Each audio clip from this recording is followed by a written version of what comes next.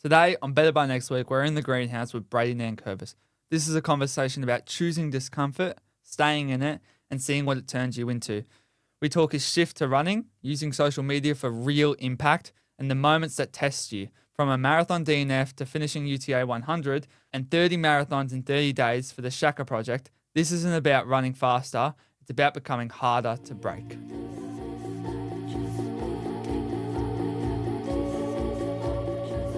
Thanks for jumping on the podcast with us. Thanks for having me. Our listeners love hearing stories of when people take a giant leap into the unknown and stick the landing.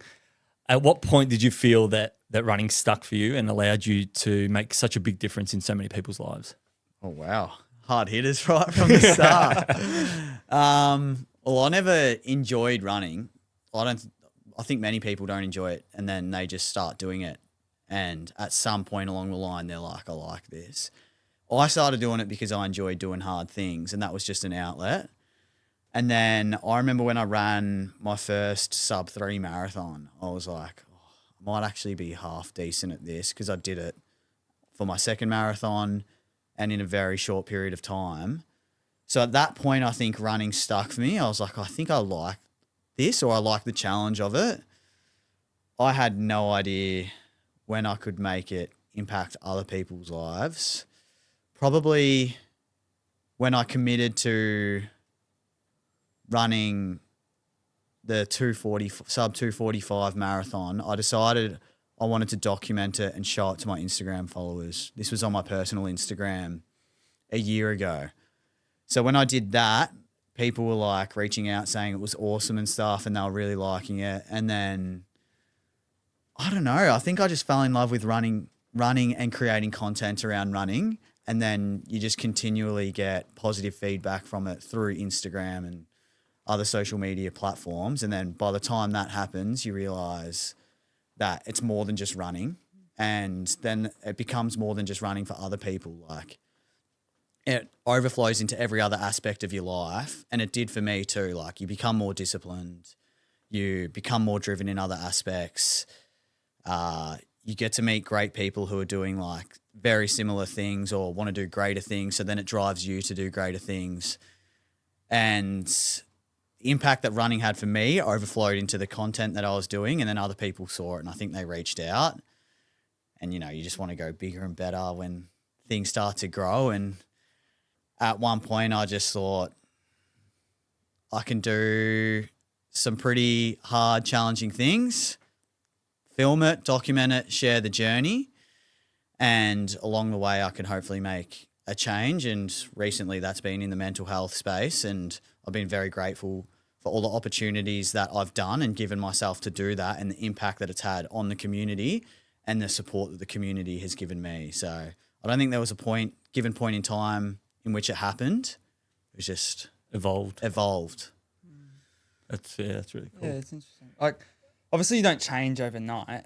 Yeah. And like qualities, like you mentioned, discipline, they happen with small progressions over time. Is there a specific shift in your behavior that you can maybe pinpoint where everything kind of started to snowball over each other?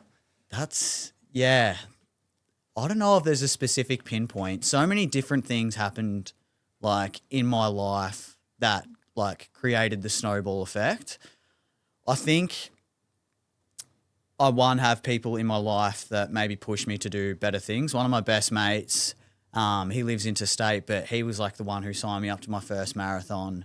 One day he said to me, I'm going to do 75 hard, like the fitness challenge for 75 days straight, very extreme. And I just said, okay, I'm going to do it with ya. I've got another mate who had sent me the 100K ultra race that I did last year just over Instagram. I said, all right, you're not doing it alone. I'm going to go do it. So I think I just put myself into positions that I'm not capable of doing at the specific time, and I just commit to it and then tell people about it. And then I'm like, shit, I need to force myself into actually training for this.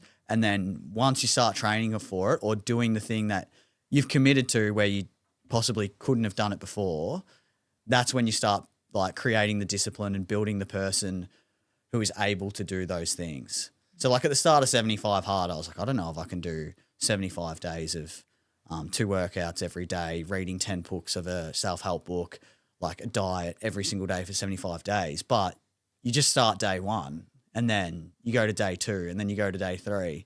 And one of the big things I do is tell everyone I'm doing it. So then now I can't pull out, like giving myself no reason, or if I do pull out, it's going to be embarrassing because everyone knows I'm doing it. So I'm giving myself no reason to fail, even though at the start, I don't actually know if I'm going to be able to complete it or not. Do you think even having your buddies there helping you keep accountable play a big role? 100%. Even I've got a very amazing community now online, but it's not even just like my buddies, because I've created the habit in which I've just gone, I'm going to post it online.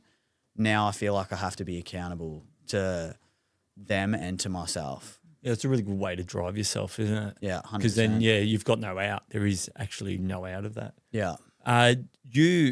You're now a nutritionist. Yeah. How was that shift from being a tradie to then going and becoming a nutritionist and a run coach and all that entails that? Yeah, so I was a tradie for like 6.5 years. And when I did 75 hard, that's when I decided to become a nutritionist, because I remember I've followed David Goggins for a long time, read his books, went to one of his speeches in Melbourne, got to talk to him. And one of his big things was like, don't just like upgrade yourself physically and, become healthier, work on your eating and all that, but actually learn new things. And that was never something I was super interested in. But after all that, I thought to myself that I need to upgrade more skills in myself, because I'd obviously just been a roof plumber for so many years and it was never a passion of mine. I always loved health and fitness and food. Growing up, PE and health and outdoor ed were my favourite subjects at school. So I decided to start studying nutrition while I was being a tradie. And when I'm in the middle of 75 hard, I'm super motivated. So I was like, I'm going to commit to this and I'm going to get it done no matter what. And it was all self-paced, and I was committed for a couple months, and then 75 hard finished, and then work got in the way, and well, that was my excuse. I'd come home from work knackered and I just put it to the side. I would always still tell people, oh, I'm studying nutrition, but I was not really going and actually doing it daily or weekly. So I put it to the side, and then my partner and I went on a big trip in 2024. We traveled for 6 months, and when we were coming home, I told myself I'm not going back to being a tradie. I'm going to be unemployed until I finish my nutrition course. Wow. And so that's what I did. And then when I was traveling away, that's when I started run coaching. I finished my fast marathon, and I put up a thing saying that I want to coach people for free. So I coached a few mates for free into like their fastest marathons, and just because I loved it and I wanted to be a part of someone else's journey. So I come home. My risk taking was the fact that I didn't go back to the job that was so comfortable to me that I earned a really good wage at, and I stayed home every single day. And I said, well, normally I'd drive an hour and a half to work every day, work for 8 hours, drive an hour and a half back, because I was always working in Melbourne. There's 11 hours a day I could be doing my nutrition studies and upgrading myself. So that's what I did for, I don't know how long it was, a couple months after we come back. I was about halfway through my studies before I come back, and then I finished it. And then that's when I picked up a new job as a disability support. And then I could also go into my own freelancing for that, or freelancing for the nutrition and run coaching. So I had a good balance between stable income with my disability support, and then I've given myself the opportunity to freelance and do what I'm passionate about. And the funny thing is, now the demand has picked up for running and nutrition coaching, but I really love the mental health disability support stuff I'm doing. So I haven't felt the need to drop any of those hours to focus more energy into my own stuff. And I found a new passion along the way. And then one of my big things is like, you need to try so many things so you can find your passion. Because I had no drive for 25 years. I didn't know what I wanted to do. Never liked running before, and just found it because I was trying new things. And now I'm so passionate about it. That's kind of happened again with the work field. Like, I've left the plumbing And to pay some of the bills, I've picked up a disability support job. I picked up 2 jobs, dropped one to focus on the nutrition and running coaching, but the other one I've also fallen in love with. So now I've gained an extra passion in life, and I couldn't be more grateful for that as well. So the transition was, sorry, to answer your question, the transition was good. Oh, that's pretty good. Do you reckon that the catalyst for a lot of that was doing the hard things?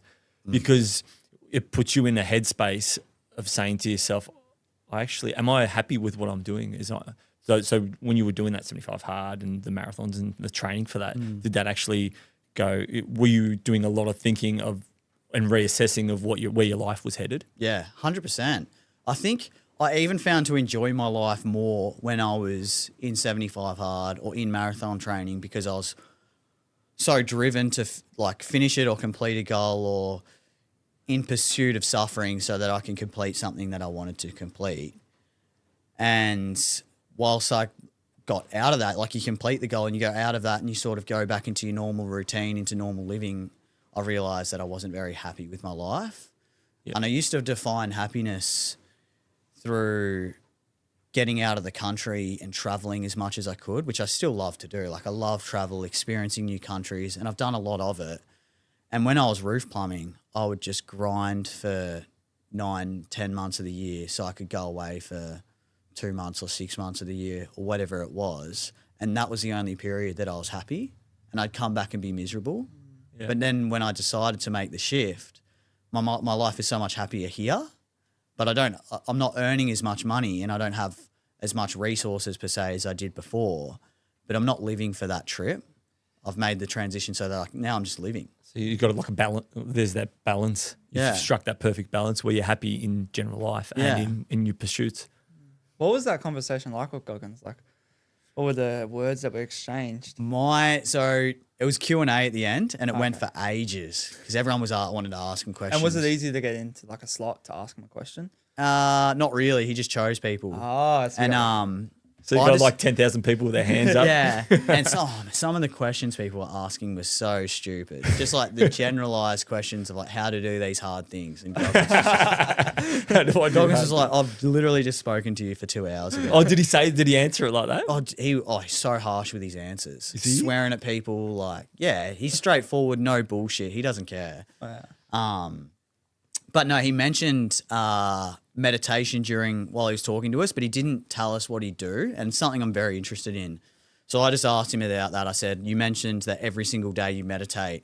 I just want to know what that looks like. And he said every day at the end of the day for 2 hours or something, he would meditate and stretch no matter what time of day it was. If he was traveling and he got back to his hotel room at 1 a.m., 2 hours to go through it, and he'd work both meditation and stretching.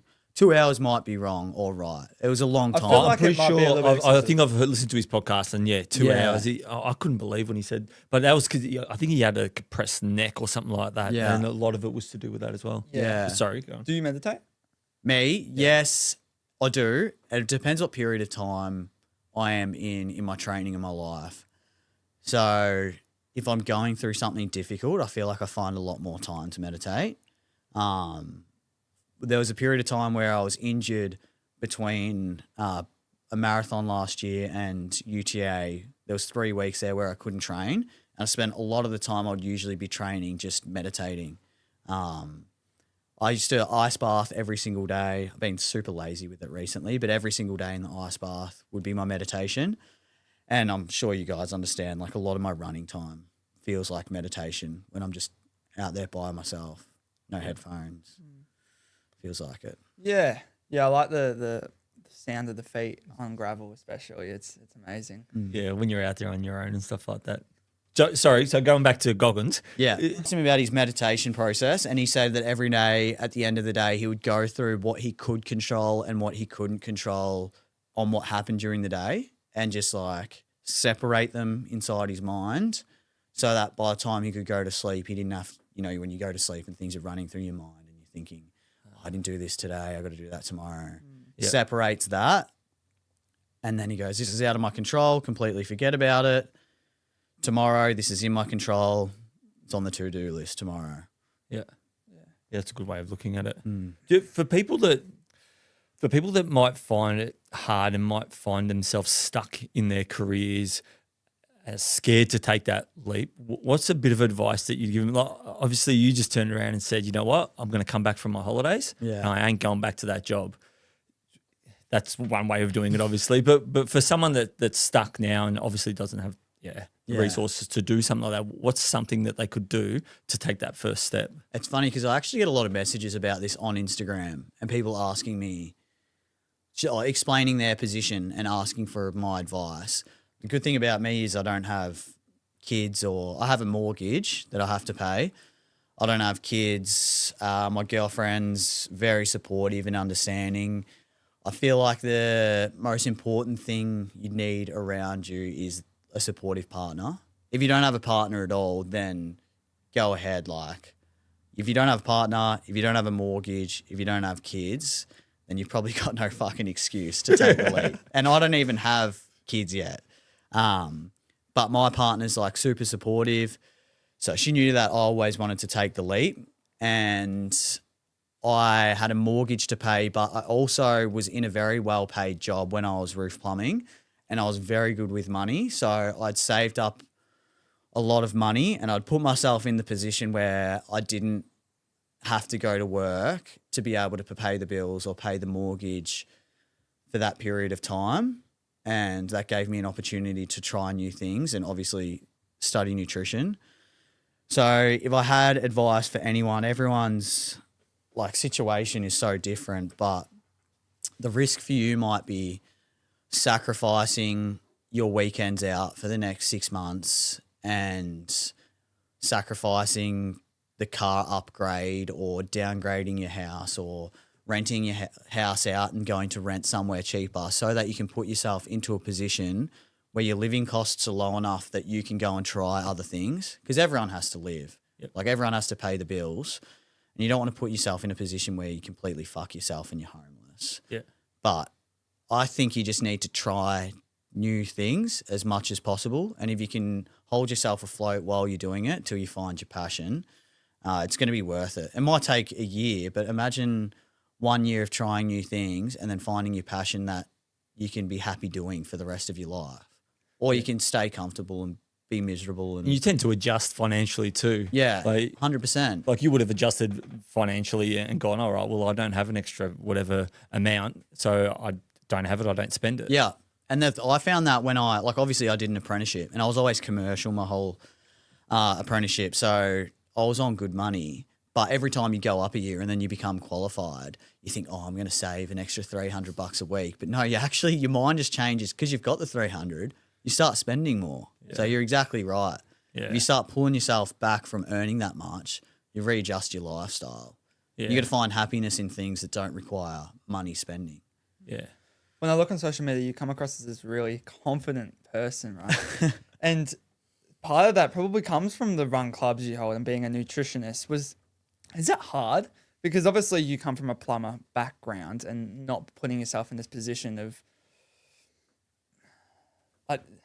this almost very vulnerable position, obviously being a leader in some people's eyes. Yeah. Is it hard to see yourself as that in that position? Or when you're out there explaining something or giving advice to people, obviously it's amazing that people want this advice. But is it hard sometimes? Do you have to pull yourself back? I think growing up, I always had a sense of leadership without wanting to actually say it. And going through school, the same thing. But as you said, like going into the tradie field, it's not specific, like it's not particularly something that's like regular. I feel a lot of people who would go into that field are possibly just there to get the work done and not go the extra step and things like that. Maybe the manager roles are, or the people running the company. But I think there was something always just deep down in me, and people have told me for a long time, maybe it's a gift from God, maybe I built the confidence along the way, but I wouldn't say it's hard. There's been times when I've found it hard, but when I've found it hard, I've loved it, because when I get put into a position where I think this is going to be super embarrassing or really difficult, or I'm going to get really nervous. And I know I'm going to feel those things. I reframe it in my mind saying that this is a challenge that I haven't been through before. Maybe I have been through before, but the more reps I get to do of this, the better I get at it. So I've had plenty of incidences in my life where I've had to do public speaking, whether that be in front of the school or in front of work sites, or in front of the run club and stuff. Every time I get nervous for that, or if I've gotten nervous for that, I just reframe it and just think, how good is this that I get to go through an opportunity that I feel uncomfortable in, and I know I'm going to come out the other side a little bit more successful every single time. And one day it is going to be natural. And there is a point where it just became natural. And over the Instagram and social media, there's no actually person in front of you. You're talking to a camera. So some of the videos you see that are natural take 30 seconds to film. Some of the ones that you see take 20 minutes, and I'm cutting. You would know how much footage you have to cut out of things sometimes. And I'm sitting there on CapCut going through it. And when I'm editing it, I'm thinking people would find this hilarious if they saw how many takes it took me to spit this one sentence out the way I wanted to spit it out. Oh, it's hilarious watching Dad when he has to do intros. You got to do an intro. Yeah, it's a 30-second intro. It took me 15 minutes, and I'm just getting angrier and angrier behind. Ollie's behind the camera, just trying to keep a straight face. And you think next time you say it, it's going to be the time. And it's just not. Oh, try when you're trying to spit out better by next week, and then say something afterwards. So better by, and then you've done it like 10 times. You just don't want to even say it. Yeah. But yeah, you're right. The more you do it, the more confident you get. I absolutely hate public speaking myself. Yeah. But you do. You almost feel that buzz on the other side of it. It's the same as when you do races. I remember first turning up at the first couple of races that I did. I was nervous as hell, and people now even say to me, "Oh, how do you not get nervous at a start line?" It's like, well, once you've done that many of them, you just turn up and you're just there to have fun because you know that it's not going to be the end of the world. When you do it. But the nervousness is so fun too. You got to reframe your mind. You got to love fear and you got to love pain. I think that's one of the things where I've like rewired a part of my brain where I want to do what's uncomfortable, because I know when you finish it and you don't die, because for some reason you're creating a irrational fear in your mind that if I go and speak in front of 100 people, I might die. That's the way your body feels. Your voice starts to shake, you start to sweat. What's going to happen? Literally nothing. You've created an irrational fear inside your head. You might get embarrassed, but like what a underrated experience to have, because when you come out the other end and you realize no one gives a fuck, then you realize I can actually do more of this.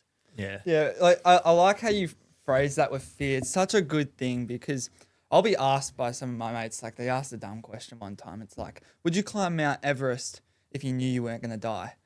I'm like, yeah, obviously, but 100%. but the death makes it more exciting, and it just makes everything more exciting in life. It's like you go for a drive down the road, you have a chance of dying, but you still do it anyway. You know what I mean? I don't get too nervous about driving, but wait till you get your license. The same concept applies to everything else. Like this idea of death makes a lot more things more exciting, and it definitely would make you want to challenge yourself a lot more as well in life. Yeah. But it does, that nervousness. It's tricky because you think that it's going to be the end of whatever you're doing. But anyone that actually, even if you're nervous about how you might come across to someone, most people understand. 100%. And people that see your nerves see that you care. Yeah. And you have a more authentic and genuine experience with that person as well. You go into a job interview and they see how nervous you are. They know that you want that job pretty bad. Yeah. It's the person that comes in there all cocky and confident that they normally go, oh, I don't know about that. Yeah. But yeah. You changed your Instagram account from Brady to the other Brady. Yeah. I watched a little bit of a clip of it, and then it absolutely blew up. With that, obviously, with the following that you have, do you feel added pressure when you're giving advice and you've got such a big following? Yes, I have found pressure. I think I post always what I think is right, and then sometimes I'll go back and check the comments and people who have other opinions, and then I have to be humble enough to say, I was wrong, or I don't understand this as much as you, or go back and fact check myself. And I've found it a little bit difficult at times to find the balance between people just sharing a wrong opinion and me possibly being wrong. Because I'm not perfect, no one is, and I'm going to say wrong things online. I'm only going to share what I think is right. And in 3 years' time, I might have a different opinion on something. But people will often comment things, and it's not crazy. Most of my stuff's positive. There's not a whole lot of negativity on it. So when someone does disagree with me, I'll either say, I'll have to pull my ego back a bit and say, look, I might not be right here, go and fact check myself and then get back to them. Or I just have to understand there's trolls out there and like just not give a fuck what people say. But yeah, there is added pressure, especially like with running as well. Some people message, like thousands of people message me. I can't reply to every message. And a lot of people are asking for advice. And a lot of the time I'll read the message and I'll just think, I don't know, should I know? Like they're coming to me for this, but I actually don't know the answer to that. Yeah.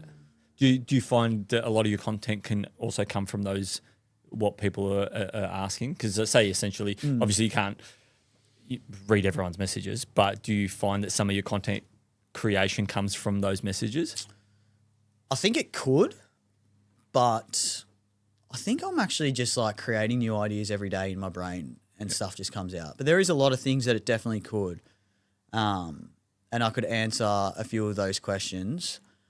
But a lot of the time, it's like very individualized. When I started doing it, people would literally message me and say, this is my situation. They would literally tell me like where they live, their age, their running experience, and then what they want to achieve. And then they would say at the end of it, can you make a video on how to do this? And I'd get a lot of those. And I'd be like, If you live in Ballarat, you're going to do this. And in the kindest words ever, I'd say, look, like I understand you're looking for feedback. I say I do provide one-on-one coaching and it costs money. What you're looking for at the moment is free coaching and for me to use my time to give you specific like value to you as an individual. And like, it's just not possible. No, 100%. I find, I mean, we don't have nowhere near as big a following as yourself, but we do have a lot of people reach out. And at the moment, it's probably doable to reply to however many people. But if you 10x'd it, then it would become extremely difficult. And then I actually would feel bad not being able to reply to everyone. But yeah, I can understand where you're coming from. It's just impossible. Yeah, and I have like a very supportive community, so I think people would understand that like there's a lot of messages and they come through requests. So like I don't see them all, and hopefully I can see all the ones that are, I was going to say important, but they could all be important. Value added, I suppose. Yeah, value added. Yeah. But I think people would understand that I can't get back to every single one of them. But there's also just so much junk in there. Yeah. I'll go through some examples, but Yeah. I'll just leave it. There's some junk in there for sure. Yeah. People just have people feel like you owe them something. They feel like they're owed something from you because they follow you. Yeah. And they'll ask for something in particular. Like I get people asking me to like buy them things or give them things. And also I'm just a regular dude. Like I'm not this big, rich, famous influencer. I'm just a regular dude from Geelong. Yeah. It's an interesting misconception that people find, even with actual athletes. We're all just people. Yeah, It's- 100%. It's not even like I don't have any more value than what you. Yeah. like, And then I can't imagine what other people are getting messaged. Like, I remember Alex actually having a conversation with him after we recorded his pod. He said that someone reached out to him and said, now that Tim's Reel got 3.4 million views, I'm sure that you can use some of that money towards this. And he's like, we got no money. We don't get money from that. But that's the misconception that people think that you've got a lot of views. Go on, sorry. how has social media helped you in the way you were able to deliver your messages around fitness and mental health beyond your performances? Obviously, you present your performances online and people look at that and go, oh my God, but aside that, how do you think this whole social media thing really helps you out with being able to deliver a message? That's really important. Yeah, I'm just blessed with an amazing community that are like really engaging and really supportive of my journey, and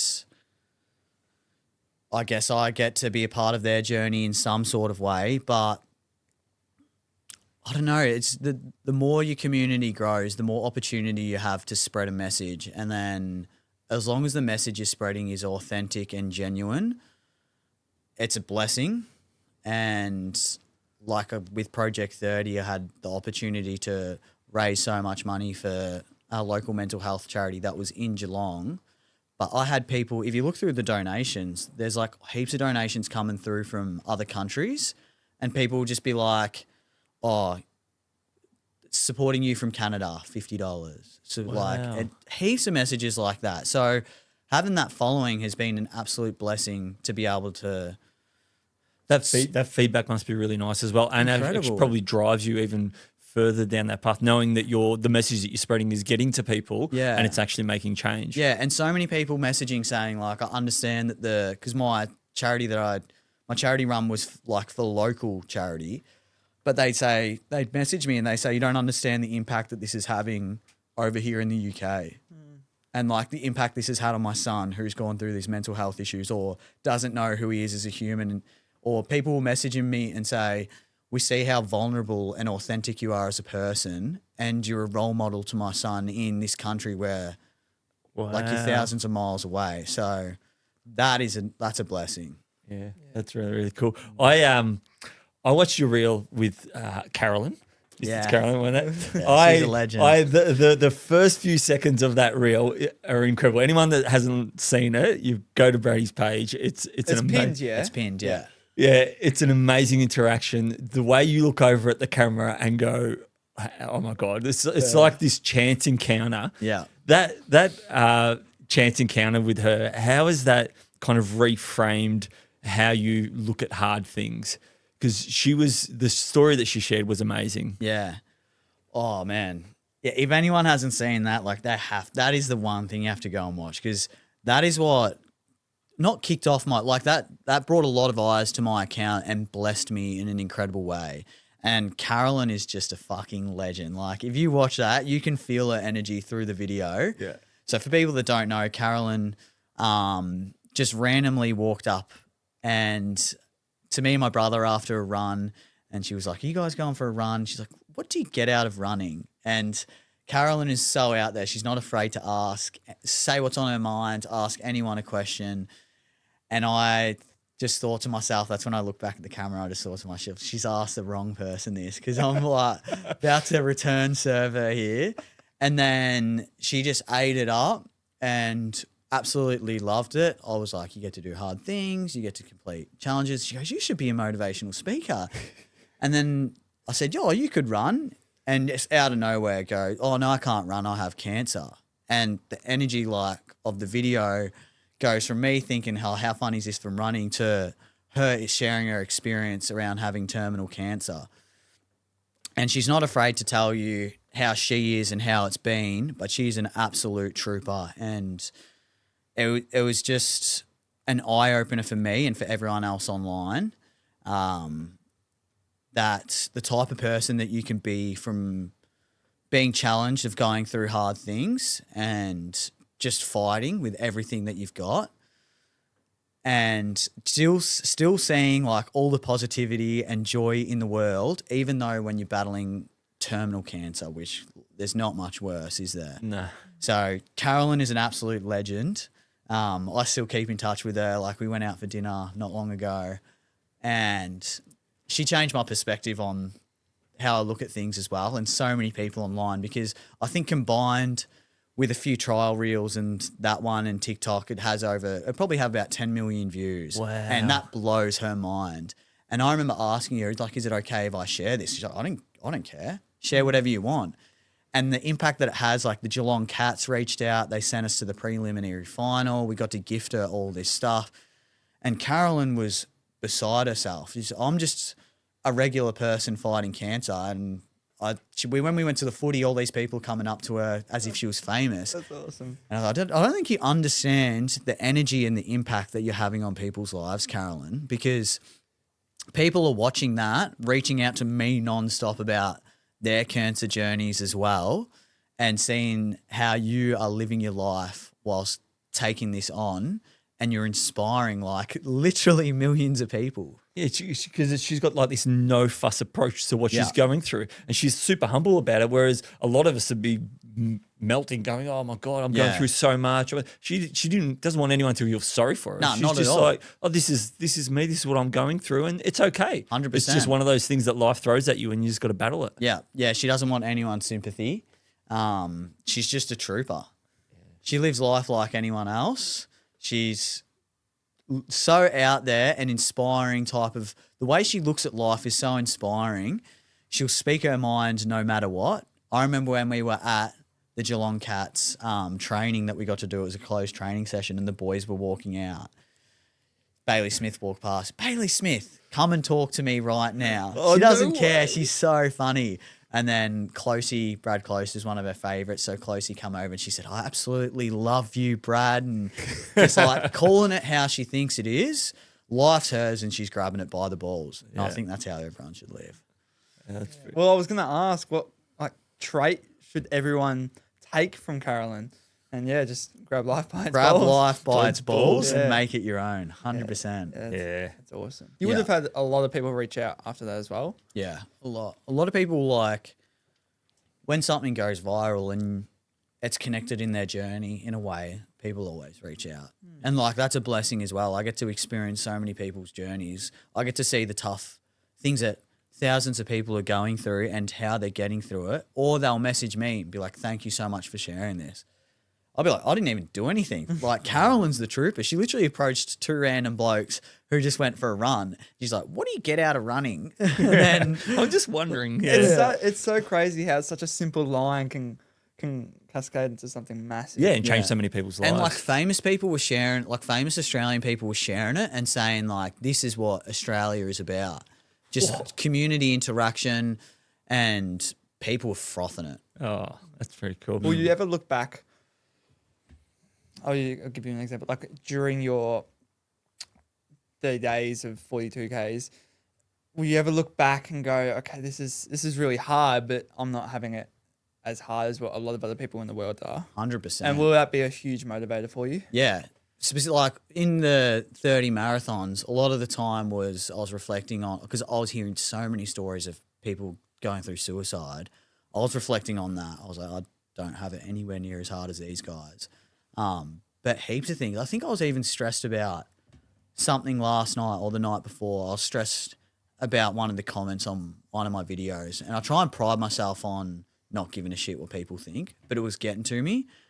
And then I was seeing stuff about the fires online and I was like, Brady, you have no fucking right to be like insecure about this comment on this video. People are losing their houses in a fire. And I just flipped my mindset to, instead of poor me, I started praying for the people who are going through it. Yeah. 'Cause your problems are only so small until something like only so big until something like that happens. And then how small are they? Do you find that hard when you like what parts of yourself to expose to the social media side of what you do and what parts of yourself to kind of protect? Because mental health is a very big thing as well. It's hard to cover across because it's a very sensitive topic. Yeah. Yeah, because you obviously want to drive change through what you've experienced and what you're experiencing, but you've also, we find it hard as well sometimes. I mean, you're not always going to have up days. Yeah. And sometimes on Instagram, if you're trying to drive that change and to show people, hey, look, it's okay if you're struggling. Yeah. And sharing your journey. But then it's like, at what point do you try and protect yourself a little bit from the trolls and from that exposure? Yeah. I actually don't feel like I'd protect myself at all. I feel like I'm an open book. Yeah. If anything, it's more if it's going to affect someone else. Like if it's just like the Carolyn thing, for example, I questioned myself 9 times over before posting it because my first thought would always go to people are going to be like, why are you sharing her personal journey? And there was one comment I saw that went at that and it was on TikTok, and the people going back at that person like, are you serious? Like the positive impact that this has had on people and all this stuff. So if anything, I always question whether it's going to affect someone else, like my partner or Carolyn, or even sharing Melinda's story, who is a wonderful woman, spoke to me about her son taking his own life. And I'll always run it past the person as well before doing it. But in terms of myself, I feel like I'm an open book. If something happened in my personal life that affected other people, I wouldn't share it. But at the moment, like I'd rather be as vulnerable and transparent as possible, because I feel like that's why my community trusts me. Yep. Yeah, that's the best way to get through to people. Yeah. Because they can relate. 100%. And that's that. A lot of adults have reached out to me to say, like, my child is like this or going through this, and you being vulnerable enough to speak about your mental health or be this transparent person is exactly what I need right now for them. And when you get those messages, they're like, people say like, I want you to come like be a role model for my son, or like people have offered to like, people know that I am a running and nutrition coach and work disability support. So I've had people ask to pay me to go role model their son and stuff. That's incredible. Have you ever had like young people message you, or is it more? Like 16 and stuff, like young males will message me in that. If it's any younger, I feel like the parents do. Yeah. Yeah. I think that, you're at that ideal age. Like, I mean, I'm in my 40s. So me trying to give advice to Ollie sometimes doesn't hit the same as a 20-something-year-old. You're more like that big brother figure that's kind of gone through some stuff and can obviously help through your experiences. Yeah. Because they're going through those younger kids. Obviously, it's a big transition period for them. And then seeing that you've kind of gotten through to the other side is, it'd be a really good thing to see. Yeah. I mean, it's a difficult like part of your life for all young males, and I'd assume females as well, is you're trying to find yourself between that 15 and 21 age group. You got puberty, you've got the fear of judgment from others. Like, you're going through school, you're trying to find your position, where you fit in the world, where you fit in school. You don't know what you want to do with your life. It's a very vulnerable period. Yeah, it was for me. Anyway. Did you so you didn't know what you wanted to do with your life, clearly? Fuck no. Like, I always say, who does? But I'm so glad now I have the passion and the drive. I can visualize like where my life is going. Yeah, you're a beautiful example of that light at the end of the tunnel. 100%. I mean, I was like 25 when I had the clear vision. Yeah. It took me so long. Yeah, if you were to go back and give someone a piece of advice who is at that age, who can maybe find the path for themselves, what would it be? It's so hard, because I know I would give myself this advice and it would just be like, drop the people in your life that make you feel insecure and stuff. But I know back then, even if I heard it, I would never do it, because I needed to feel popular and important and loved by others so much. Like, that was my identity. Now I'm like, who gives a fuck? But do you feel like eventually you find your people if you keep going in the direction that where your passion's pushing you? Yeah, it's not even that. I think it's you find yourself and then you understand who your people are. So like I've found so many people through running that I found have more of a connection through than I did in school. But what was more importantly was I found who I was, and I was brave enough, have the courage now to be like, our values don't line up. Why would I hang out with you? Yeah. I like that. Because back in school, it was just, I honestly just wanted every single person to like me. I was so insecure. Yeah, you're kind of just forced to be friends with people. 100%. Yeah, 100%. You've shared this quote online. You cannot wish for both a strong character and an easy life. What does that mean to you personally? I found who I am, particularly through just challenging times. And to be a strong character is, in my definition, someone who can overcome all the big things and little things in life. And unless you go through those little things, you can't build the resilience to be that person. So if you want to be a strong character, a brave person, someone who's disciplined, it's not just going to be handed to you, and you're not just going to develop it one day without putting yourself in hard situations and uncomfortable situations. Like, you need to build that resilience, like training a muscle in the gym. So if you want to be that person, you got to do things that are uncomfortable. And that doesn't also, this can happen through your own pursuit and suffering, or something could just happen to you. You could go through cancer like Carolyn has. She didn't choose to have cancer, but look how strong she is as a person because she's resilient enough. She's beat it 2 or 3 times. Now, unfortunately, like, she has it for the rest of her life, but look how strong she is and how happy she is in life. And she didn't choose to have that suffering. Yeah. So particularly with running and other events, ultra marathons, everything, if I choose my suffering, I build the character that I want to be. And God forbid I go through anything really difficult in life like that, I feel like I'll be ready. Yeah, it almost gives you the strength and the ability to overcome all those hard things. I'm at my best when I've just done an event Yeah. or something like that, because I'm like, right, I'm prepared. Yeah. All right. Rachel say to me, the fence is broken down the road. It's like, yeah, no worries, I've got that taken care of. But if I'm, nowhere near a race or anything, I'm like, oh no, I've got to go down there. I've got to go get this. You got no discipline. Yeah. Yeah, You got no drive. Yeah, 100%. What character do you want to be? What character? I don't know. I've never really thought about that. I always want to be. I feel like I've wanted to be, but I've become the person who loves doing hard things. So something could just suck, and you just have to rewire your brain to want to do it.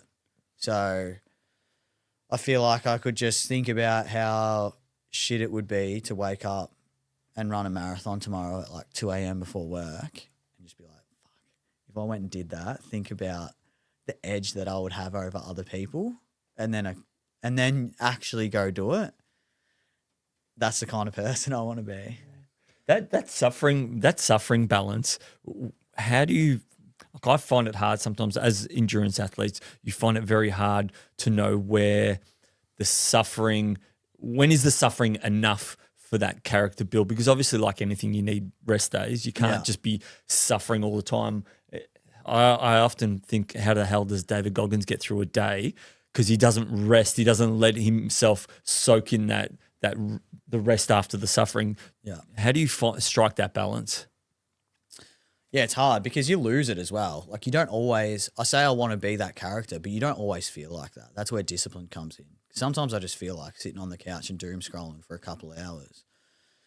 So I don't know. You say that though, but then afterwards you go, nah, why did I do that? Yeah, you say, yeah, but I didn't have the discipline to go and do it in that time to avoid the doom scrolling. But sometimes there'll be periods in a period of my life, particularly it's when I've locked in an event and I'm training for it and I've made the contract with myself, I have to do this.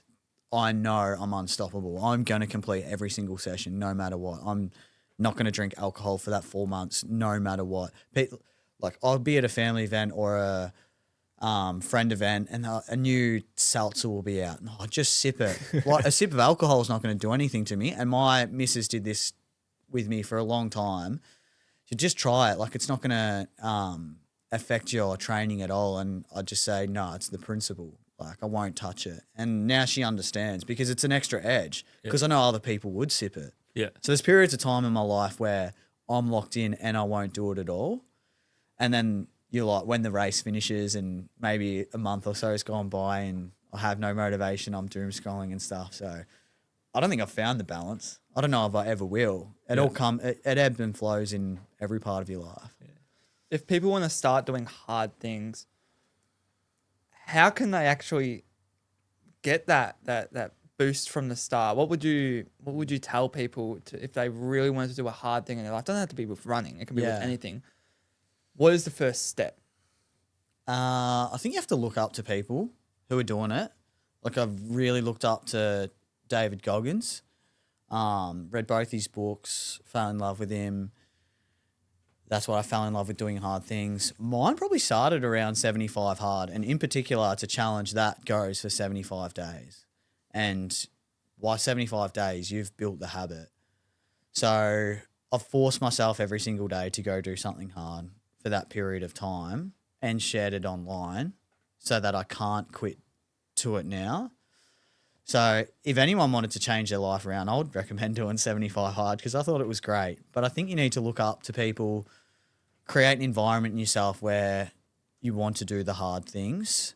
You could change it, literally change your algorithm. So start watching videos of people doing hard things. If I go on my TikTok, sometimes I'll be doom scrolling, and after a few videos, my algorithm will just turn to like super motivational, David Goggins or Alex Hormozy or Huberman, all these people, and I'll just put the phone down. I've got to go do something hard now. Yeah.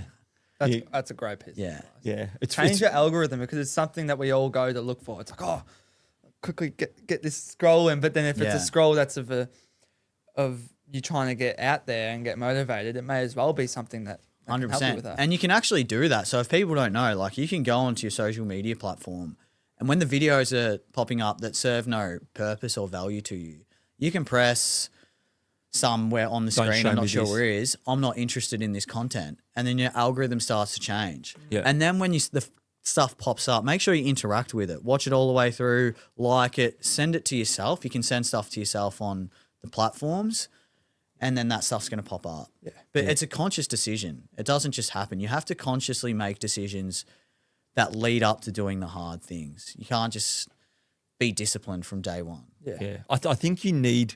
I think motivation has its place. I don't think it can last forever. I reckon it's almost like it burns out. Yeah, So if you stay motivated, like you said, with that 75 hard, or even for a month, I reckon a month's almost that perfect amount. If you stay motivated, then the discipline will just kick in, and you wake up and you don't need to be motivated to go out for a run. You don't need to watch a David Goggins. Yeah, you're just like, man, I'm just getting up. I am David Goggins. Yeah. Do you know the funny thing I've seen some people do, and I've done it myself, is when you aren't motivated, and this might be a track to build your discipline, but go into ChatGPT, tell them your situation, and say to it, I really can't be stuffed going for a run today. Or I can't be doing anything. I feel like I'm just going to sit here and doom scroll.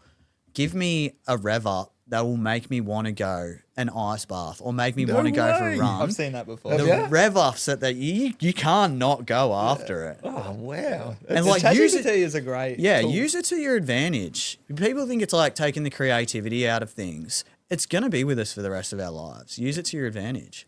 Yeah, it's incredible. As a nutritionist, what's kind of the biggest mistake you see beginner runners making at the start? On the nutrition side. Yeah. It's difficult. It would definitely be different for every single person. I could say, the thing is, I don't see what everyone's doing in their nutrition. I only see the people that like I work with, and then again, we often change their stuff straight away. So if people are like running their tempo runs and long runs out there fasted and you're running for performance, you definitely need to change that up. And you need to think about when you got your schedule ahead of you, if you've got a tough run on a Sunday, say it's 30 Ks with 10 Ks at race pace at the end. So 20 Ks easy, 10 Ks hard. You're going to have to fuel during it, but also you have to know it's going to be on Sunday, and you have to consciously eat a meal Saturday that's going to support it. So that I would say Saturday afternoon, eat a carb heavy meal. Sunday, if you're running Sunday morning, eat something light Saturday night, knowing that you've had a carb heavy meal Saturday afternoon. And then in the morning, I like to fuel with liquids because I don't like stuff sitting in my gut. So whether that be carb mix or gels before you start, and then have your plan of fueling when you're running. But in particular, if you're running for performance, like if you're running to lose weight, you can run fasted in a safe way, especially if you're a male. Females are probably almost never. It's such a different balance. See, I don't know everything about that either. Yeah. Like I'll happily say I don't know everything. Like my partner, for instance, has polycystic ovary syndrome, PCOS. Very bad for her to exercise fasted. Yeah. So it's important for her to get protein and carbs in before she goes and exercises. One, so she's using those carbs, and because if she doesn't, it changes her hormones and increases cortisol levels, which will increase the amount of fat that you hold around your abdomen that literally no one wants to hold fat there. And protein so that you're not burning through your muscles while you already repaired your muscles and you're not using your muscle as energy when you're out there doing exercise. So I think just be conscious of your training ahead and fuel for it. Actually, sorry, and hydrate. Everyone needs to hydrate. That would be the number one. If people tell me like I drank 1 bottle of water today, I'll be like, what are you doing? Not enough. Yeah. Like I'm a little bit more conscious of my hydration. Yeah, push like 2.5 liters every day. Yeah. It's important. So I don't know if you follow a lot of the new science around performance and carb intake, and it's pretty big across in America and everything like that. So obviously the higher carbs amount you take, the more better performance you get. Do you think mindset matters more when it comes to performance when compared to fueling properly? Nah, definitely fueling properly. Like there's a position for mindset for sure. I think I watched one of, Philly Bowden, professional marathon runner from the UK. I was watching one of her videos and she was talking about the top tips to run a half marathon. And one of them was mindset, and she was talking about it. And you would know yourself when you're going through like a 5K or even a half marathon or 10K, the ability to switch off, or not even switch off your mind, but not to listen to it when it's screaming at you to stop, is a skill in itself. Like you have to train it so much so that you will push that. So when the lactate's building up, you'll keep going because all you want to do is stop in that moment. So there's definitely a position for mindset. But for me particularly, like I love the marathon distance, and if you're not fueled properly in the marathon distance, you're just screwed. And I'm still learning and still getting better at it as well. For example, in my marathon last year, I took on maybe 75 grams of carbs, and I want to bump that. I want to double that. But that's just what I was used to, and I got through and it was good. But I know the more fuel I can take on during the run, the more my body can perform. We're not so much experienced in the marathon area of things. What is fueling actually like? Are there aid stations? Do you carry stuff? Yeah. What is it like? Both. So every marathon will tend to be sponsored by a fueling brand. So then they'll have tables full of their gels. But I suggest unless you're going out there to do a bit of a run jog and just enjoy it and you're happy to use whatever's there. But if you're going out there to perform, I suggest everyone finds the gel that works well with them through training, just like anything else, like finding the shoe that you love and training with that for whatever it may be, at least 8 weeks, knowing that your gut can handle that specific gel at those paces. So, for example, when I set my long runs for my clients, I'll try and hit, let's say 40 to 60 grams of carbs every hour during this run, comment on what carbs you used to do that. And that's the same thing my coach gave for me when I was training for 30 and 30. That way you can see what they're using and then you can recommend gels to them, try different things, but fueling's way more important, especially across the marathon distance. And then specifically with training your gut up, like you mentioned the long run, but will you ever do it on an interval day? Yeah, interval day for sure. Easy run, I personally wouldn't take on a gel. I might have some sort of carb mix or some lollies before it, but you got to understand gels are fucking expensive too. Like, do you ever? You're pretty well known for your maple syrup and baby food bottle, but do you ever make your own gel mixture or powder, carb powder? Nah, the only thing I do myself is the maple syrup and baby food, which I've become like the maple syrup and baby food guy on Instagram. Which for people don't know is one day I just decided I didn't have any gels to go on my long run, and most of the time you'll order them online because local stores just don't stock them at a reasonable price. So you'll find you order your gels online, and all of us runners get caught out when we just go through it and forget to order anymore. So I went to Coles, picked up a couple sachets of the apple and pear puree. They're bloody good though. It's good. Yeah. I like the only organic one, no association at all. And then empty half and buy a bottle of maple syrup, empty half of it out, bird feed the maple syrup into the baby food, and it's a half mix. And I think the bottle of maple syrup is $6, and it's 7 serves of 30 grams of carbs, which is, I don't know, it would be less than 20% the price of a gel.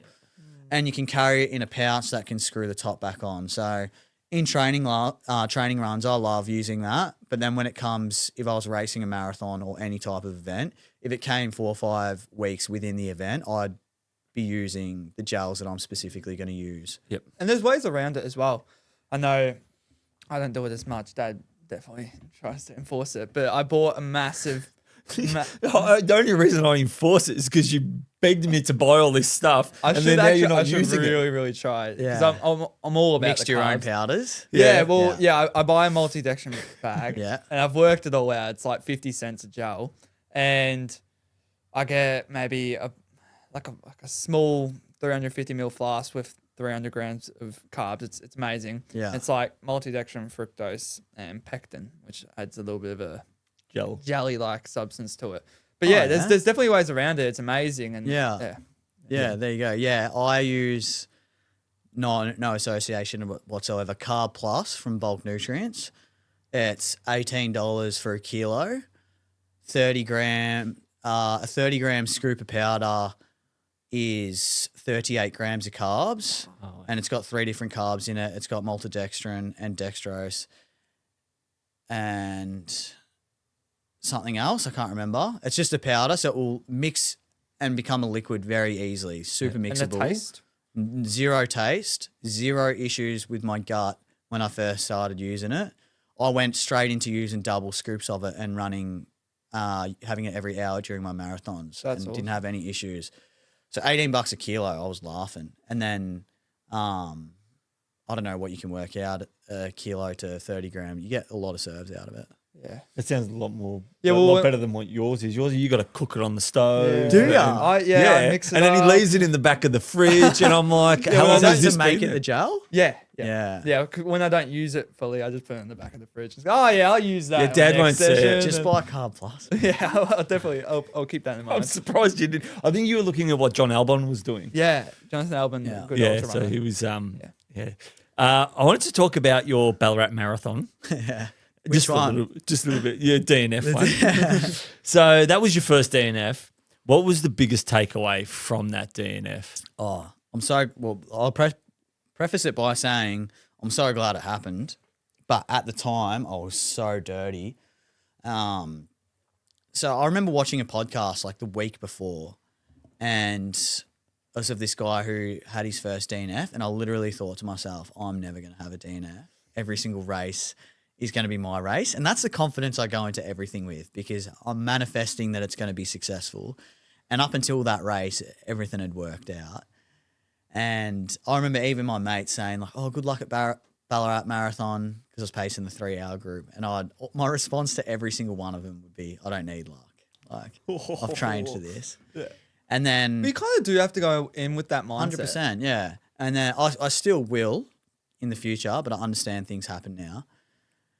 And it just wasn't my day. I was sick from the start of the day. Couldn't feel both my feet from 2Ks in, legs and Achilles all the way up to my calves, both cramping. And I just thought, I'm warming up, it'll go away. And I obviously can't slow down. Like I've got the flag on my back. I'm pacing a group of 15 people to their first 3-hour marathon. And That's a big one, isn't it? in my mind is just battling the whole time. I'm going to have to pull out of this. I literally cannot hold this pace. And I was thinking, what is going on here? And I knew I had UTA 100-kilometer race 3 weeks later.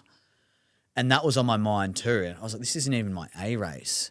And I'm cooked. And 27 Ks in, I passed the group onto another pacer, and I went to the toilet. And I'm gagging in the toilet, took a quick piss. I was like, I'm going to try and get back to the group. Went back out, started running again, legs, calves, everything fully cooked. And I just had to pull out. This is the most embarrassing moment of my life. People are watching the guy with a 3-hour flag pull out of the race. I've jumped to the side. Mind you, I can't even get the flag off my back. Asking a random to pull the flag out of my back. Called my mate. I was like 7 or 8 Ks from the finish line. I'm like, I can't run there. I'm cooked.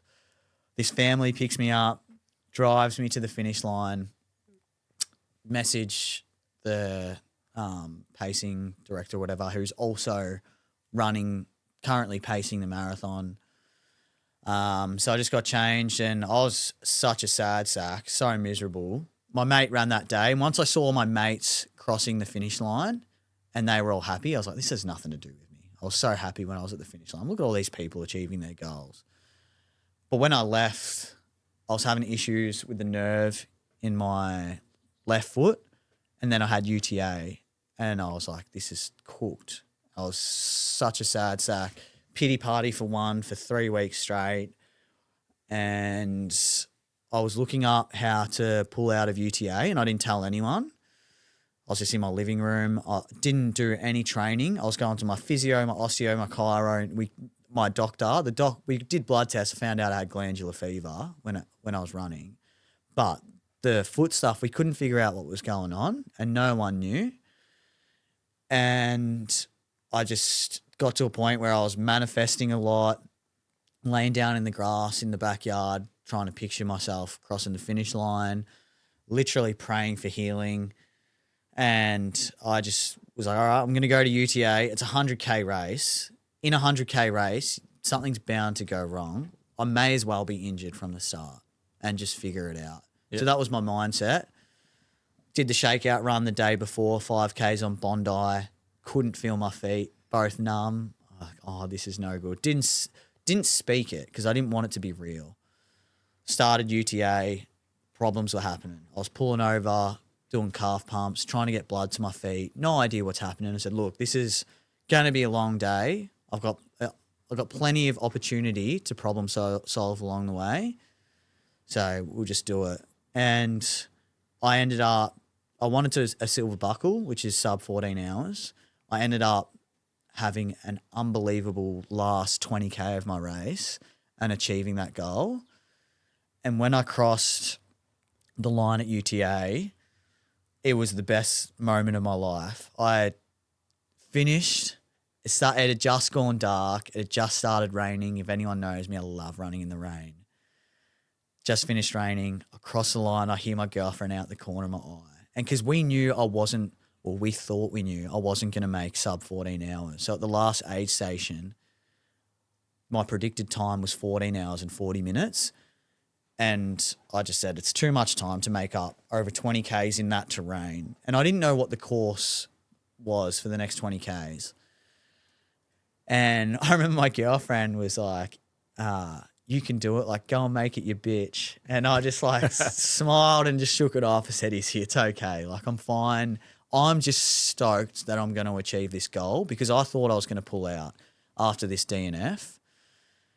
And when I crossed the finish line with half an hour to spare, I thought my crew weren't even going to be there because they thought I was supposed to finish an hour later. When I heard my girlfriend's name, I couldn't hold heard her scream. I couldn't hold the emotions in. I went up to her, both hands on the front of my face and just bawling my eyes out. And she's like, you did it. It's raining. They got their rain jackets on. She's like, how did you do it? And I couldn't even hug her. I just said, hands on my face. I was like, I just gave it everything I had.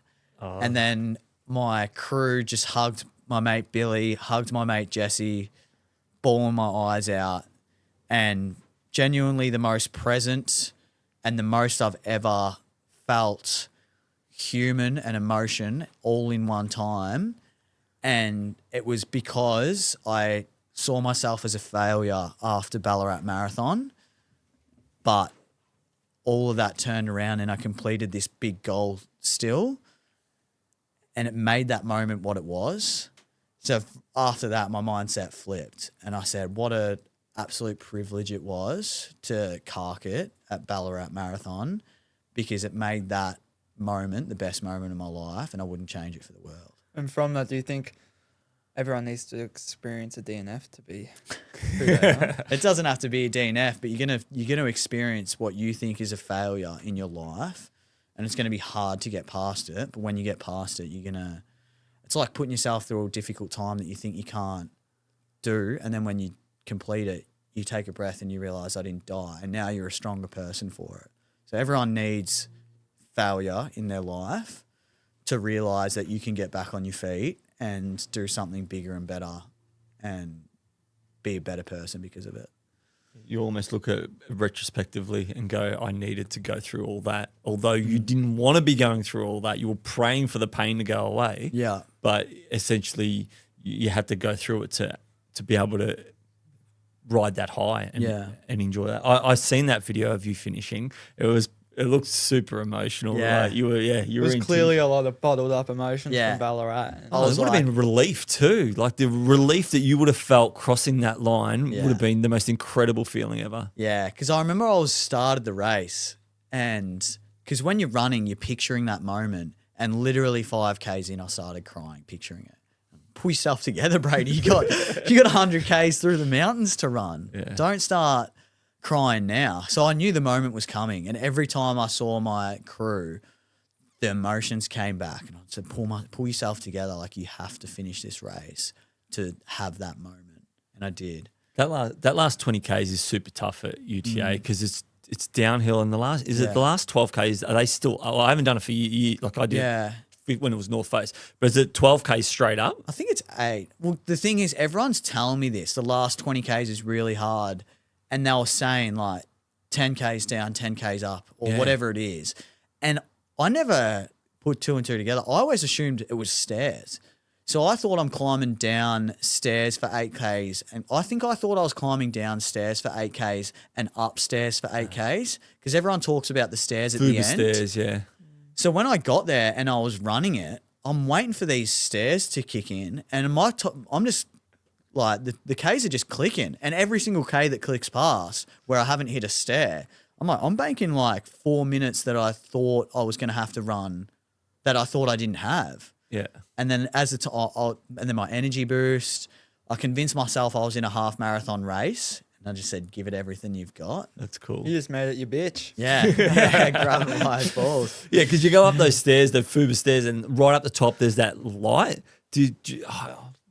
Do you remember that? There's right at the end. But don't look at me. I remember there, like, because you're going and you see these little switchbacks of the stairs, and then right at the end there's like a light, and from that light it's like 50 meters. Maybe you don't remember it, or maybe it's not there anymore. Yeah, but it might not be there. I remember someone saying to me once that, once you see the light, you know that it's over, because you're going up these stairs for about a K. I think those stairs go for. Yeah, everyone was complaining about them, but I was so happy I was getting a silver buckle. Well, you were expecting Nothing 16 mattered. kilometers of stairs. You got one. Yeah, literally.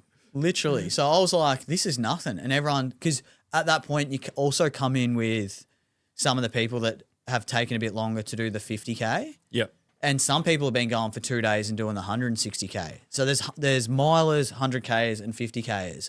And all, like, good on them to all the 50Ks. But most of the people finishing when I was finishing were like the people that weren't so fit or larger, and it took them a longer time because they've been out there. They've probably been out there for 13 hours just doing the 50K, and I've been out there doing the 100. But they were taking a lot slower and stuff. And in my example of the day, we're complaining a lot more.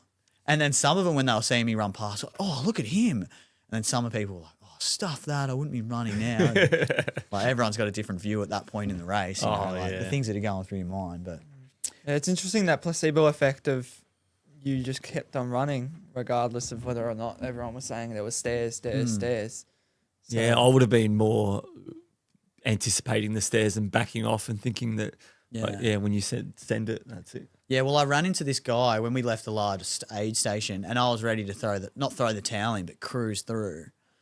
And this guy come up behind me and G'd me up, and I thought I wasn't going to make it. And I just said to him, I've got about 3.5 hours, 4.5 hours to get a silver buckle. Is it possible? Because he said, I've run it twice before. So he knew what was ahead. And I said, do I have 4.5 hours to get the silver buckle? And he said to me, mate, if we run all these downhills, run as many of the flats as we can, and then just grit our teeth on the uphills, he said, we're going to fucking do it. And I was like, is it actually, are we? Is it possible? And he's like, mate, we're fucking doing it. And my mind, I said, oh my goodness, I'm a chance for a silver buckle. So straight away, I pictured me and this guy crossing the finish line together and achieving the silver buckle. I started manifesting that straight away. And then we're running down these downhills, and the chemicals that your brain releases in a moment like that removes all the pain. But he was like, my knees playing up. So I was with him for about a kilometre, and I just took off and just had an unbelievable run. That's awesome. How important was your crew in that run? So important. Yeah, because I was looking forward to seeing him so much. The first time you see him is like 42 Ks in or something. Like you're 40 Ks in when you first see him. The first 2 aid stations they can't physically get to. And then after that, I'm like, yeah, it's only 18 Ks till I see him again. And then it was only 11 till I see him again. And when I get to the aid stations, I had no idea how fast you had to be in and out of there to achieve a silver buckle. So the first one, I'm like addressing blisters, changing shoes, chatting to them. I'm like, oh yeah, how's your day been and all this stuff. Like I'm just happy to see them. And then I enter back on the race, and all the people I was in front of before are now in front of me, and I'm taking over them. And everyone else spent about half the time I did in that aid station. I had no idea. Yeah. So the next few aid stations, I was a little bit more aware, stoked to see them. You don't want to leave them. You're just like, oh, it's the safety of your friends and your family. Yeah. Did it teach you much about asking for help? It teaches you that you could do it alone, but it wouldn't mean what it means without them. Because I met people that were doing it alone, and you could have your storage bags there and you could grab your own gear. But the moment at the finish line was the best moment of my life because I got to share it with them. And if they weren't there, it wouldn't have been. So it teaches you that it's not, as much as it can be a lonely sport, accomplishing something like that isn't an individual effort. It takes Takes a team. Takes a team. Yeah. It does. With I wanted to shift to, there's so many ways that you could raise money for a cause. Right? What was your thinking behind running 30 marathons in 30 days to raise money for the Shark Project? I guess you just make decisions without thinking about them, and then you just got to run with it. Yeah. So I just wanted to do something hard. I wanted to do something that was over a consecutive, like a decent amount of time. I was a marathon runner. I guess you'd like marathons. You like the challenge of marathons, but do something that's hard, do something that's impressive, and do something that's really going to challenge you over a long period of time. And I wanted to run a marathon every day for a month, and November just happened to work out the best month for me to do it. And that's where it was born. Yeah, it definitely drew the attention of a lot of people as well. So obviously that helps as well. Yeah. So people who are a little bit interested in what you actually did. What is the Shark Project and why did you do the challenge? What was it all? What was your motive behind it? Yeah, so the Shaka Project are a local charity, but they work around the whole of Australia. They do suicide, mental health and suicide prevention workshops in plenty of different environments, schools, workplaces, construction communities, and sporting clubs, and wherever they can get their hands, they will. So they're doing hands-on work, doing these mental health and suicide prevention workshops. And I could go meet these guys because they were in Geelong. That's why I chose the Shaka Project. But I've always just developing myself into like a vulnerable person, enjoyed maybe being a role model in the mental health space, and struggled with some of my own mental health issues when I was in that super vulnerable period from like 18 to 23. And I knew that the Shaka Project, if that was something that I had when I was younger, specifically in my footy club, like they could have come into my footy club and then done one of these workshops that they've done, would have been extremely beneficial to the situation I was in back then. And I knew that if I could raise money and actually see where it was going in the mental health field, because I could do it towards Geelong and the Geelong sporting clubs, that's the opportunity I had, and I was stoked to be able to do that. Yeah, that's really cool. With in regards to the marathons themselves, I'm super interested to know what the 20 hours or so between marathons looked like? 20 You did- hours. or whatever. Or nowhere near 20. 19. From the point you finished your marathon to the point you that- started it, what was recovery? What was everything like? Yeah. Well, sometimes it might be, 18 or 19 hours or whatever it was. Sometimes it'd be 7, just however the day played out. So I worked throughout the whole thing with my mental health and disability support, which was Monday to Thursday, every day Monday, all day Monday to Thursday, and then every second Sunday. So on those days, I would get up, work, and then run.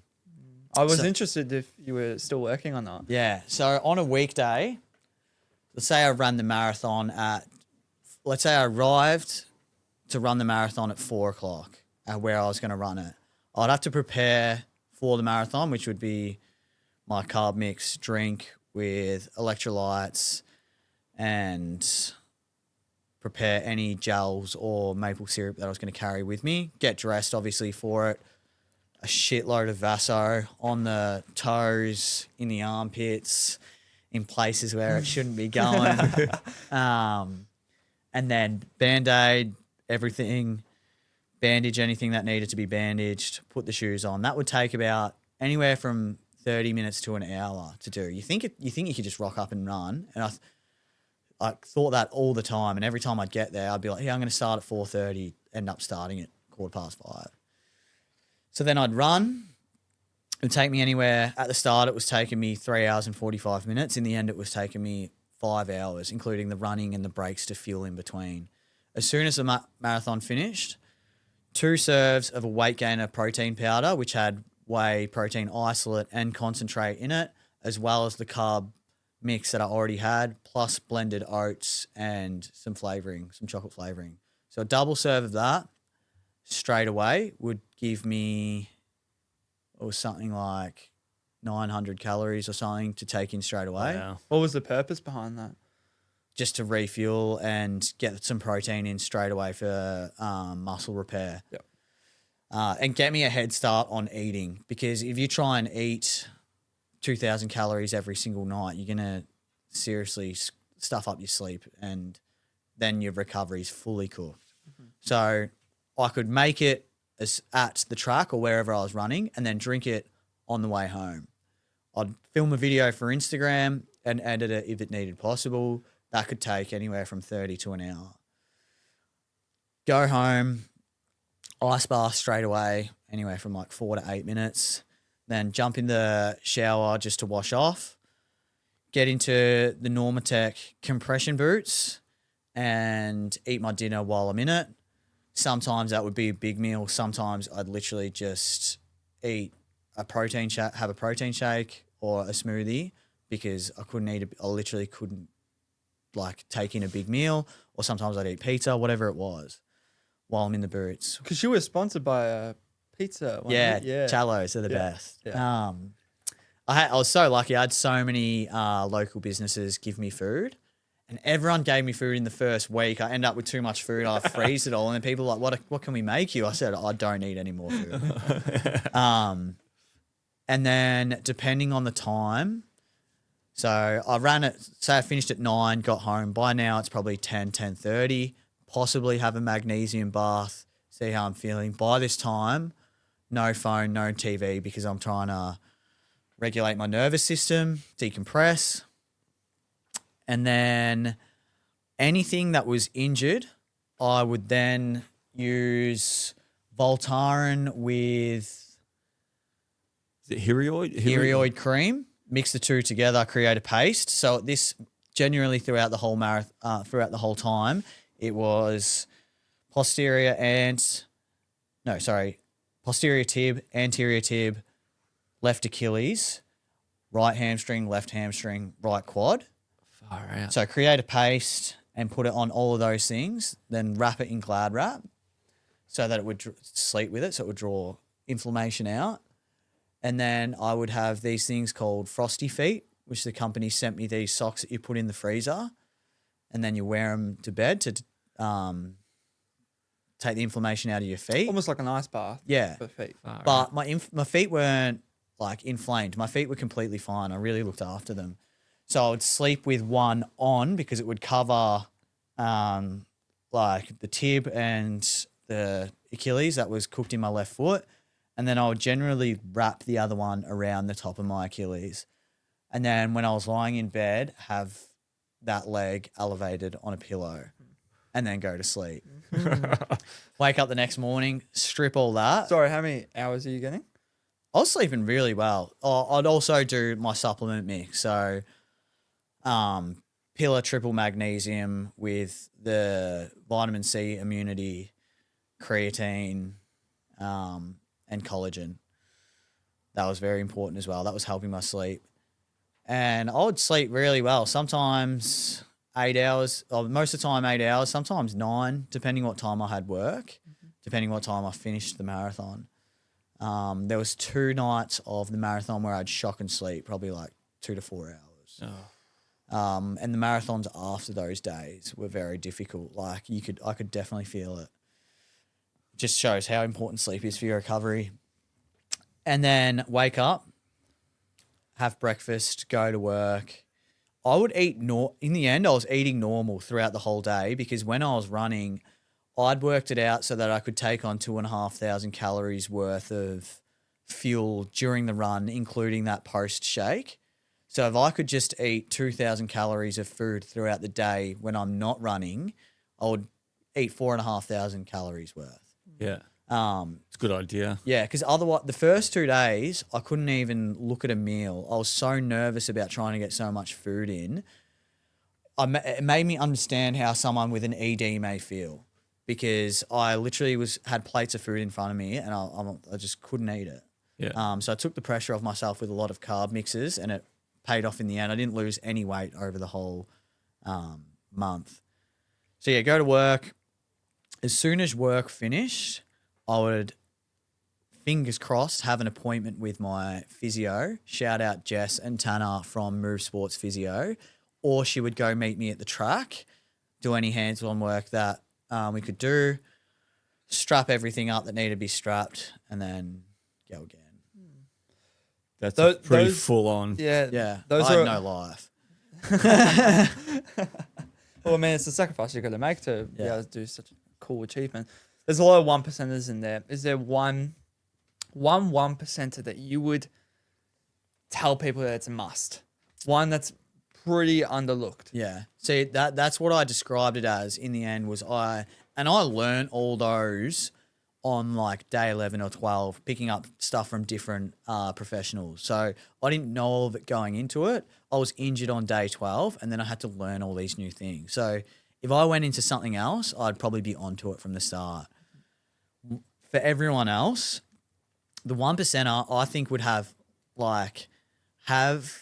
your supplements. Oh, there's so many. I want to relate it to sleep because the sleep is so important. The sleep is like a 90%er, but if you're going to have something that's going to put you in a position to achieve that 90%, do that. Whether that is like some nights I would take, what's it called? Melatonin. Sometimes I would take melatonin because I knew I had like 9 hours to sleep and I couldn't get it. That was only literally a couple times throughout the whole month. But my 1%ers would be to people like have a supplement that's going to help you sleep. It could be like magnesium, ashwagandha, passion flower. It's going to help you get to sleep, stay asleep. And be prepared to like regulate your system so that you can be calm by the time you go to bed. So turn the lights off, turn the phone off, turn the TV off. Did you sleep with your phone in your room? Yeah. Okay. Yeah, I always do. So essentially complement everything for that sleep. Yeah, just do anything that you can that is going to help you be in the best position to have a solid sleep. Yeah, because we often talk about sleep being so important, but we don't. That's the first time I've kind of thought about it. Where the complementing it. Yeah, complementing it. Say where the normatic pants make you want to fall asleep too. Yeah. Like they're fantastic. Yeah. Yeah, and the thing is, like in a challenge like that, and for me specifically, because I was working some days and not working some days, my sleep, I wasn't able to have the exact same sleep schedule every night. And because my work varies in the time that I start and finish as well, it's not like I could be like every night I'm sleeping 10 till 6. I just didn't have that opportunity. So having those 1%ers extremely important, and even like trying to eat before an hour or two before you go to sleep, which for me wasn't a possibility. But on the weekend when it was, not eating an hour or hour and a half before I go to bed, so the food's all just digested and I can have a better sleep. Yeah. Extremely important. And it's not even just during big challenges; it's just in daily training. 100%. Yeah. Yeah. You said that it felt like a contract you couldn't break. Did framing it like this make it feel like your success was inevitable? Like you were never ever going to quit? 100%. Never a doubt in my mind. But even like, so with the Ballarat Marathon, I was never in a doubt in my mind that I couldn't, pace everyone to a sub-3 marathon. And like technically on the day I failed. I still thought inevitably I'd have success there. And the same thing with Project 30, because I think if you have the doubts creep in, you're more likely to give it energy and it's more likely to happen.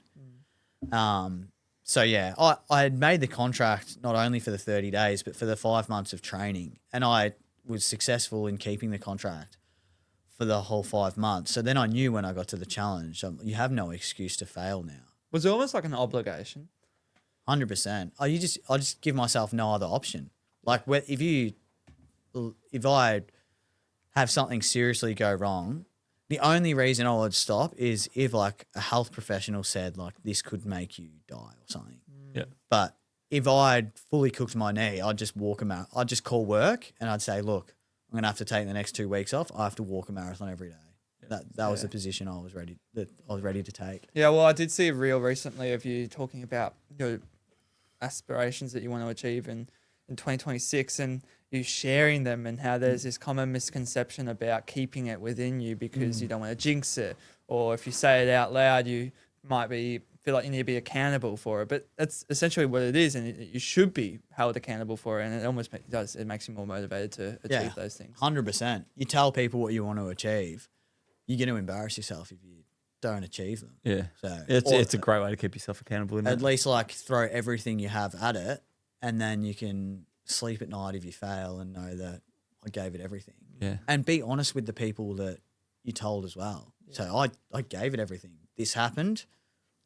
Possibly it's an excuse, but you can't lie to yourself either. Nah. Like you know yourself. A lot of people do. That's one of the big things, yeah. Yeah, I can never lie to me. I'm like, if I quit a race, I'm like, no, you could have kept on going. And it's so hard. It's even in the moment, you think, I quit. I had all these reasons to quit and it's okay. But then if you reflect later on, it's hard to get in the same mind space. When it was all over, the Project 30, when it was all over, was it hard to come back to reality? And what did the recovery from it look like post Project 30? Like you see a lot of people talk about doing these big challenges who go into like a little bit of a depressive period afterwards. Post-race blues, yeah. Yeah. And I was kind of waiting for that to happen, but it never did, which I'm super grateful for. But I was ready for that, the opportunity for that happened. You just reframe your mindset again. Like, well, maybe that's why it didn't happen. Yeah. You were built for it. So, because I know there'd be something in the future somewhere where you probably go bigger and you're going to feel that feeling again and you're going to have to teach yourself how to get through it. So I was ready to experience that, but I never did. And I was when I stopped running, a lot of the injuries fixed itself. The Achilles, I still have like some Achilles tendonitis, and I was never sick of running. I was sick of being injured. So when it finished, I kind of really wanted to like go out there and rip a tempo session, but my Achilles wouldn't allow me to.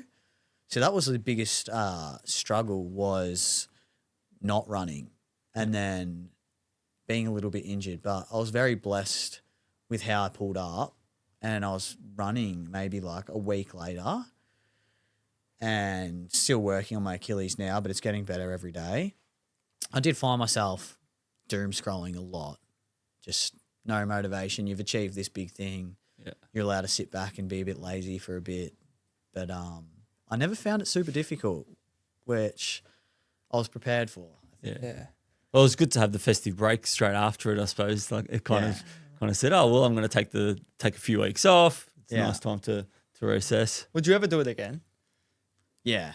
Not like I would, yeah. It hasn't deterred me from doing it. Yeah. I think if I went in next time, I'd be so much more prepared because I know the things that I encountered during it. And the physio, Jess, who I met literally on day 13 or 14, saved me. I saw her every day from then on out, Jess and Tanner from Move Sports Physio. I would have them from the start in my back corner. And I've got an amazing team, physio, massage therapist, osteo, chiro, podiatrist, like an incredible team. And I just know going ahead forward that the things I could put in place to make it easier. Yeah.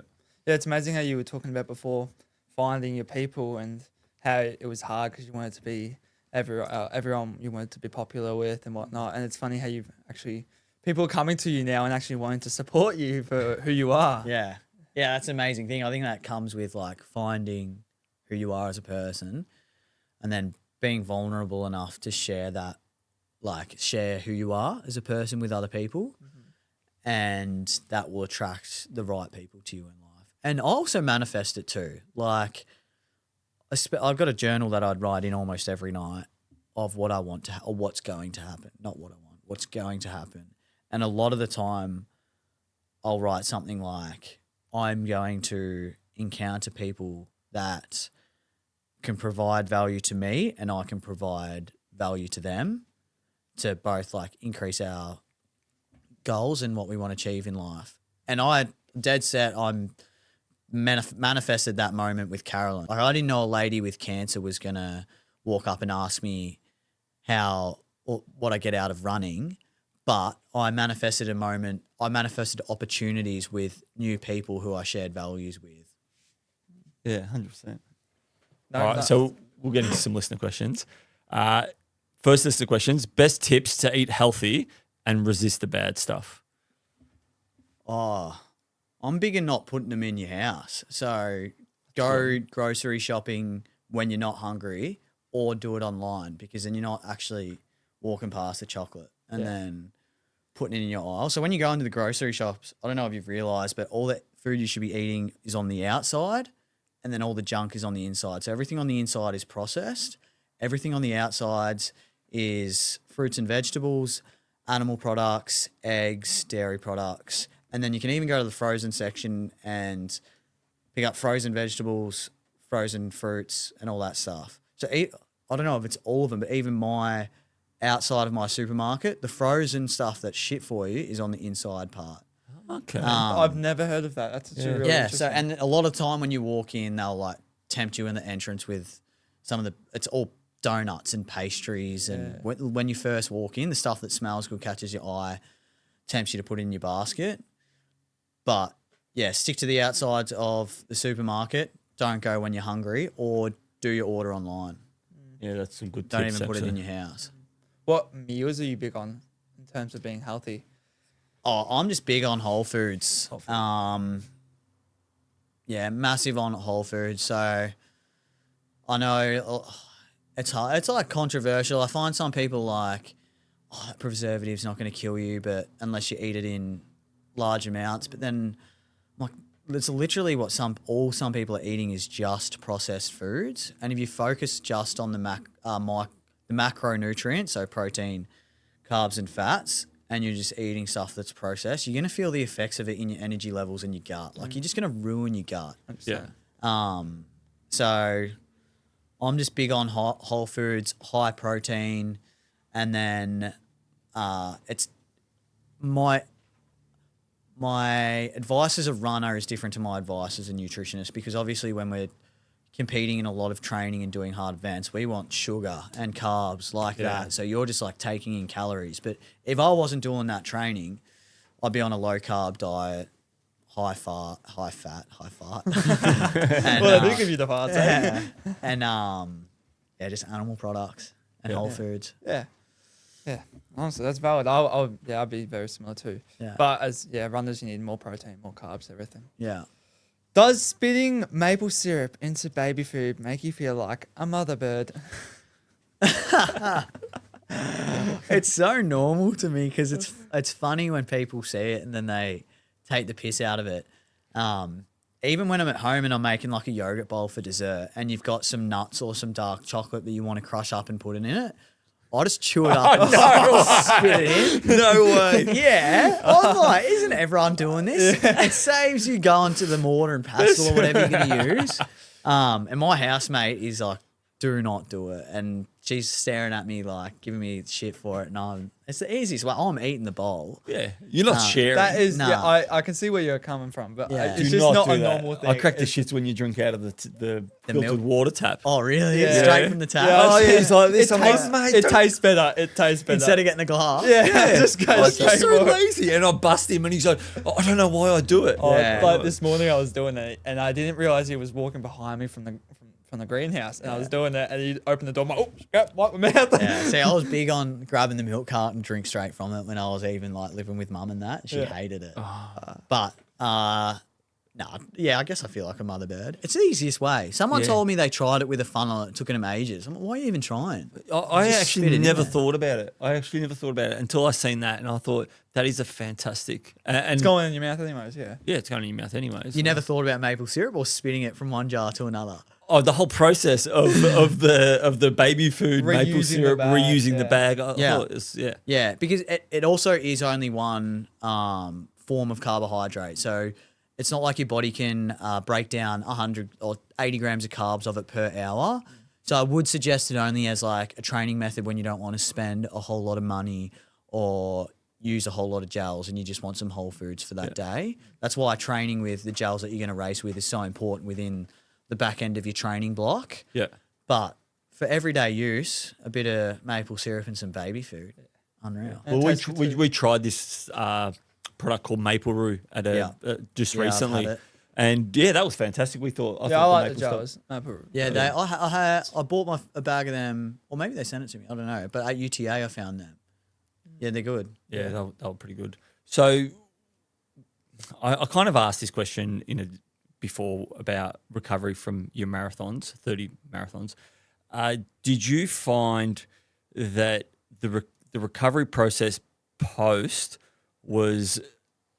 Did you plan it out essentially? Like, did you plan to and say to yourself, "Oh, hey, look, I'm going to try and do it in such a way where I can get back to running." I often talk about when you set a goal with something to try and so that you don't get the blues and things like that, to try and plan past until you're running again. Yeah. So is that something you've ever explored? Do you mean when I finished the 30 days or Yeah. after every marathon every day? When you finish the 30 days?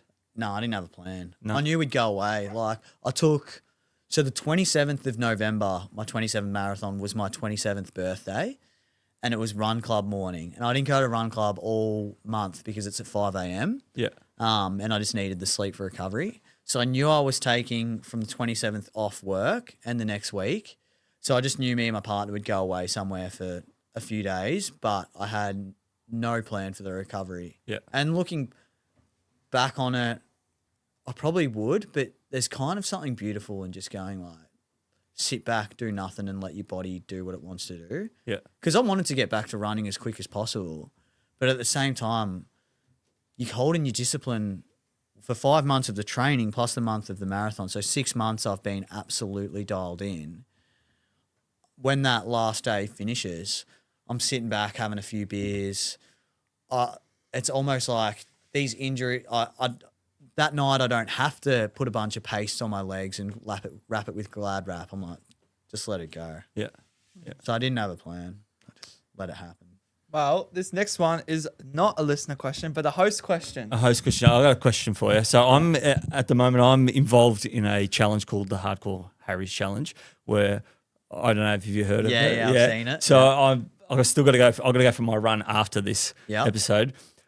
I want to know, for me to have success in this challenge, when it gets really, really deep and I'm running close to marathon a day, what's one thing that you think that I should do to make sure that I can be the last one standing in this challenge?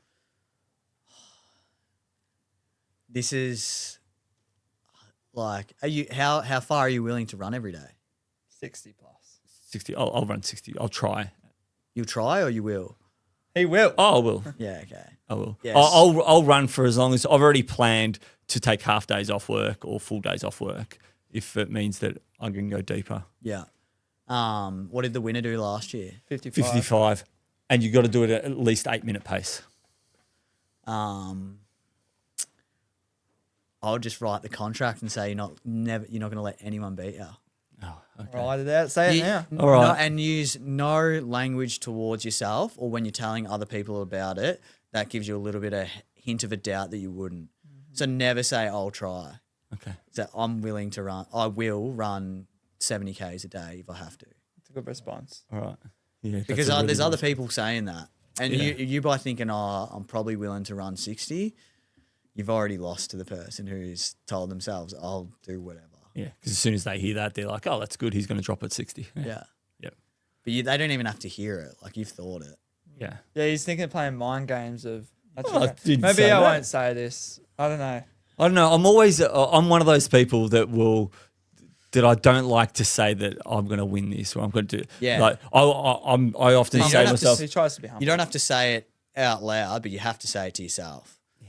You have to say, I will run 70 Ks a day. thanks for the coaching, guys. I guess we'll bring this one across the finish line. Yeah. So as you know, we do a Better by Next Week challenge every week, and it's either Ollie and I usually set our challenge, but when we have a guest, you as the guest, we'd like you to set a challenge for us for this week. Yeah. Have you written down your goals for the year? No. No.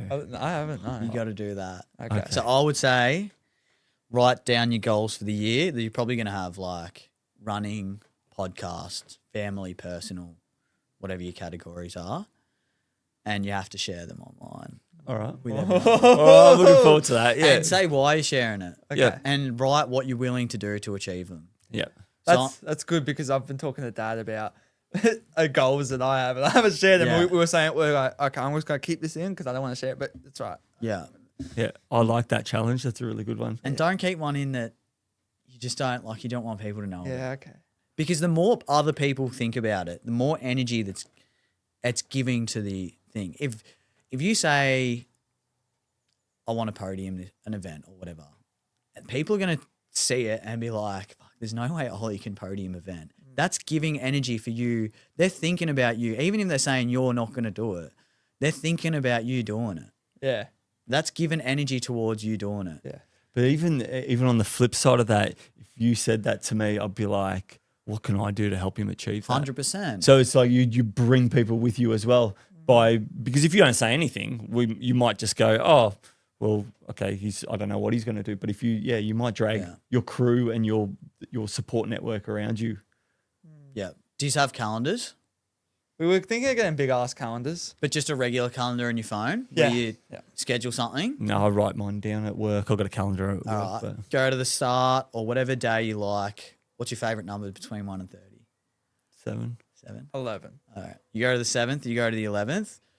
In your calendar, every single 7th of the month and 11th of the month, you have to go back and reread every single one of your goals because it's so easy to set them. So all you have to do is set the goal, share it online, and then set the reminder in your calendar. Is that doing a post or a story, preferably? You can share it however you want online, but every month you don't have to share it. You just have to relook at it. Yeah, okay. Because it's so easy to set a goal and get to December 20th and go, okay, let's see what I achieved.